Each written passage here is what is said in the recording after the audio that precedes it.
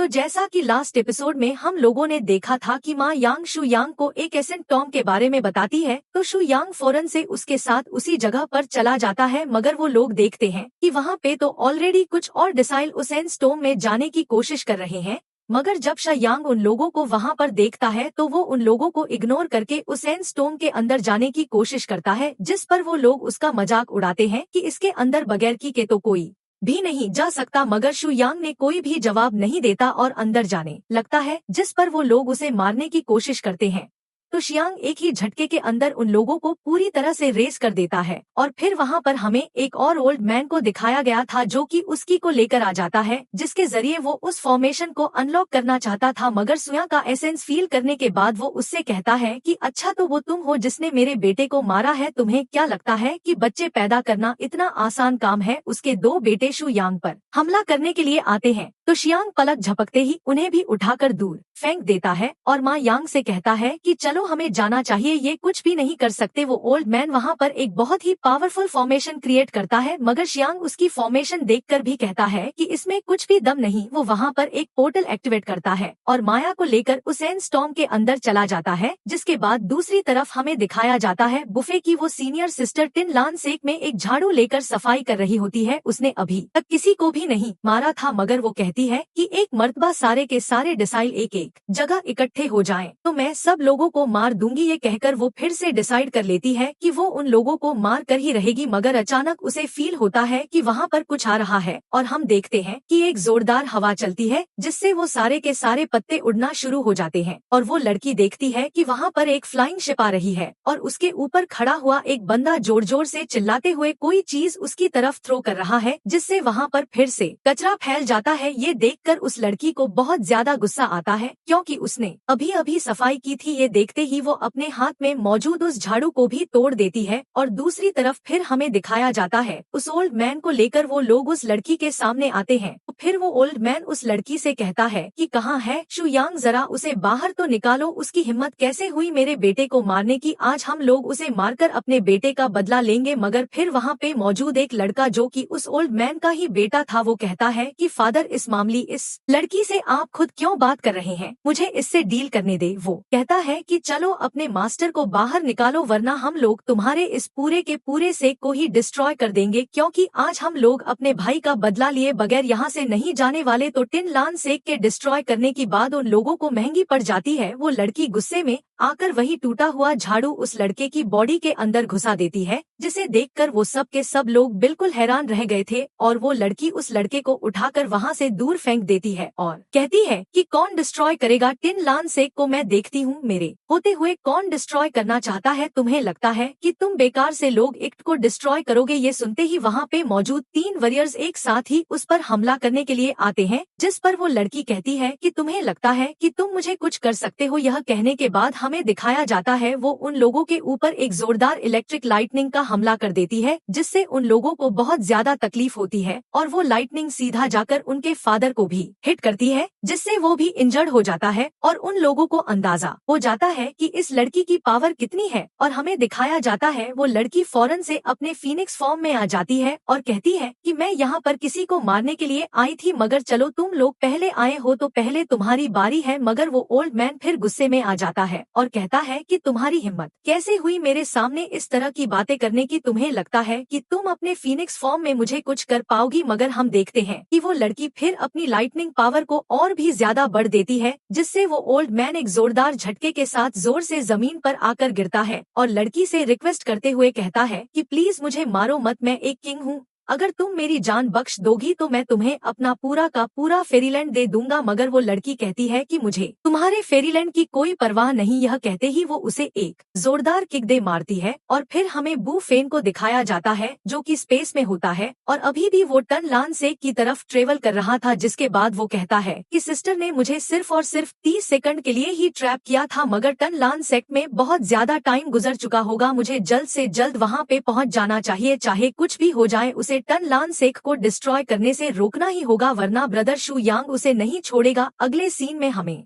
दिखाया जाता है वो लड़की अभी भी वहाँ पर झाड़ू लगा रही होती है और इतने में ब्रदर बुफेल वहाँ पर आ जाता है और उसे दिखाई देता है कि वहाँ पर हर जगह आग ही आग जल रही है। उसे ऐसा लग रहा था कि जैसे उस लड़की ने टन लानसे के सारे ही लोगों को मार दिया है। और इस तरफ वो लड़की कहती है कि अच्छा तो तुम वापस आ ही गए। ये कहने के बाद वो वापस से अपनी पावर्स को एक्टिवेट करती है और बुफेट से कहती है कि उस छोटी सी फॉर्मेशन ने भी तुम्हें 3 दिन तक वहाँ पर ट्रैप करके रखा हुआ था, जिसका मतलब ये है कि तुमने बहुत ही लंबे टाइम से कोई भी प्रोग्रेस हासिल नहीं की। मगर बुफे कहता है कि क्या तुमने टिया लानसेट के डिसाइल्स को मार दिया है? तो वो लड़की कहती है कि हाँ, ये सारे बेकार और निकम्मे लोग थे, इसीलिए मैंने इन्हें मार दिया है और अगर तुम चाहो तो मैं तुम्हें भी मार सकती हूँ। क्या तुम उनका बदला लेना नहीं चाहोगे? ये सुनकर बुफे को बहुत गुस्सा आने लगता है और वो कहता है कि आखिर इन लोगों का एंट न लानसे के साथ लेना देना कुछ था ही नहीं, तो फिर तुमने इन्हें मारा क्यों? तो वो लड़की कहती है कि चाहे कोई एशियन टाइम का हो या फिर मॉडर्न टाइम का, मगर जो भी टन लानसे का डिसाइल होगा वो मेरे हाथों मारा जाएगा। तो बुफे कहता है तुम पागल हो, वो सारे के सारे तुम्हारे फेलो डिसाइल्स थे। जिस पर वो लड़की कहती है कि वो लोग चाहे कुछ भी हो मगर उनका मरना तो तय है। यह सुनते ही ब्रदर बुफे फिर गुस्से में अपनी जाइंट स्पिरिचुअल बॉडी को एक्टिवेट कर देता है और उस लड़की से लड़ने के लिए पूरी तरह से तैयार हो जाता है। मगर वो लड़की हंसते हुए कहती है कि मैं 9th रिलम में मौजूद जितने भी डी लांडसेक के डिसाइल्स हैं उन सबको मारना चाहती हूँ। मैं अपने मास्टर को ये फील कराना चाहती हूँ कि जब उन्होंने मुझे सेक्ट से निकाला था तो उस वक्त मुझे कैसा फील हुआ था। ये कहते हुए वो भी अपने वहाँ पर फीनिक्स बर्ड को समन कर लेती है और दोनों की एनर्जी एक दूसरे को पुश करने लगती है। और वो लड़की फिर बफन से कहती है कि तुम घबराओ मत, मैं इन लोगों को इतना आसानी से नहीं मारूंगी और इन्हें ज्यादा दर्द भी नहीं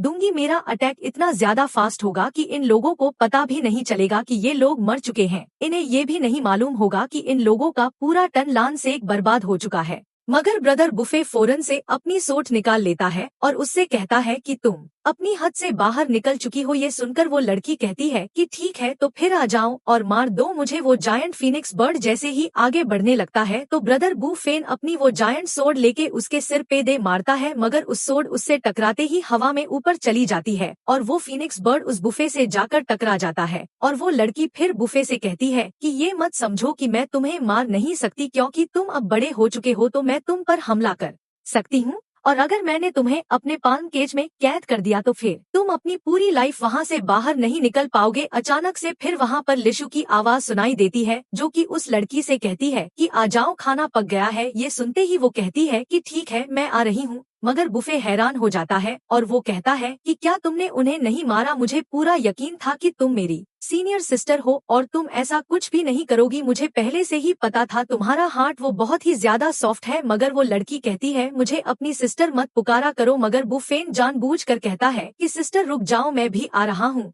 मुझे लगता है कि लिशु ने अगर खाना बनाया है तो वो बिल्कुल भी टेस्टी नहीं होगा। मुझे बताओ कि तुम क्या खाना चाहती हो, मैं तुम्हारे लिए खुद बना दूंगा। मगर वो लड़की गुस्से में उससे कहती है कि तुम मुझसे जरा दूर ही रहा करो। तुम्हारे मास्टर ने मुझे सेक से इस तरह निकाला था कि मैं कभी भी वापस नहीं आ सकती थी। ऊपर से टन लानसेक के डिसाइल्स वो सारे के सारे मुझसे इतना ज्यादा दूर थे कि मैं कभी उन तक पहुंच नहीं पाई। मगर मैं उसका बदला जरूर लूंगी और यह मत समझ लेना कि मैंने अपना इरादा बदल लिया है। ये सेक्ट मेरे हाथों पूरी तरह से डिस्ट्रॉय होकर ही रहेगा, ना रहेगा टन लानसेक ना ही मास्टर फिर से कोई ऐसी मिस्टेक करेगा जो कि उसने पहले की थी। मगर बुफे उसे समझाने की कोशिश करता है कि ना लानसेक अब बदल चुका है, ये पहले वाला नहीं है। तुम मुझे थोड़ा सा एक्सप्लेन तो करने दो। मगर वो लड़की कहती है कि मैंने तुम्हें कहा है ना मुझे अपनी सिस्टर मत कहो। ये कहकर वो वापस से अंदर चली जाती है, जिसके साथ ये सीन यहीं पे ही कट हो जाता है। अगले सीन में हमें दोबारा से शु यांग और माई यांग को दिखाया जाता है। वो लोग उस एंड स्टॉर्म के अंदर होते हैं और उन्हें वहाँ पर बहुत सारी एंड नेचुरल हर्ट्स दिखाई देती है, जिस पर माया कहती है कि ये तो सच में बहुत ही लाजवाब है। यहाँ पर हाई ग्रेड की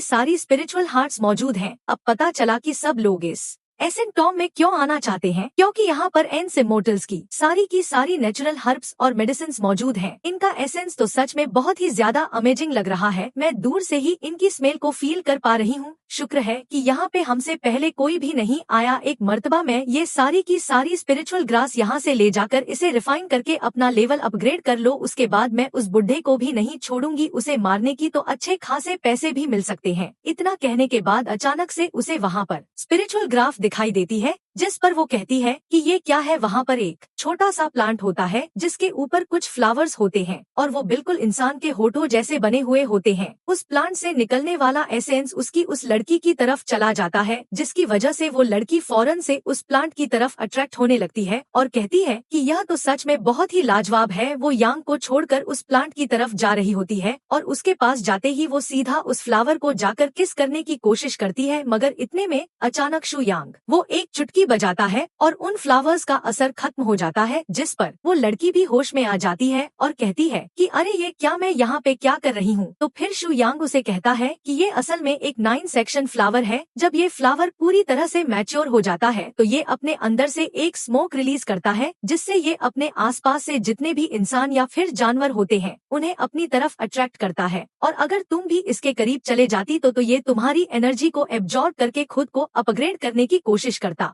मगर मुझे समझ में नहीं आ रहा कि ये तो हमारे टन लान सेक का एक यूनिक प्लांट था, ये यहाँ पे क्या कर रहा है। ये कहने के बाद वो उस प्लांट को फौरन से अपने पास रख लेता है और हमें दिखाया जाता है कि वहाँ पर और भी बहुत सारे नेचुरल हार्ट्स मौजूद होते हैं, जिन्हें शू यांग अपनी एनर्जी से फौरन से हवा में ऊपर ले आता है। उन सारे के सारे प्लांट्स को देखकर वो लड़की फौरन से एक बुक निकाल लेती है और उन प्लांट्स को पहचानने की कोशिश करती है और कहती है कि इनमें से एक तो स्नो लोटस है और एक ब्राइट रेड फ्रूट है, और उसी तरह वो हर एक नेचुरल हर्ब को पहचानना शुरू कर देती है और कहती है कि ये सारे के सारे नेचुरल हर्ब्स बहुत ही ज्यादा रेयर है और बहुत ही पहले ही पूरी तरह से ग्रो हो चुके हैं, मगर इन्हें किसी ने भी नहीं तोड़ा ही। इसका मतलब यह तो नहीं है कि मास्टर सही कह रहे हो, ये एन स्टोन लान से के किसी डिसाइल की हो। मगर फिर शू यांगो से कहता है कि चलो आगे चलते हैं, आगे चलकर पता चल जाएगा। ये कहने के बाद वो लोग फौरन से आगे की तरफ जाते हैं और हमें दिखाया जाता है कि आगे कुछ छोटे छोटे घर बने हुए होते हैं। उन्हें देखकर माया कहती है कि ऐसा लग रहा है कि जैसे ये टॉम का एंड का हिस्सा है, मगर यहाँ पे तो कोई भी दिखाई नहीं दे रहा, ना यहाँ पे कोई ट्रेजर है, ना ही किसी तरह की कोई भी इनहेरिटेंस मौजूद है। हम लोगों ने तो ये भी सुना था कि इसके अंदर तो पियरलेस डिवाइन वेपन्स मौजूद होते हैं।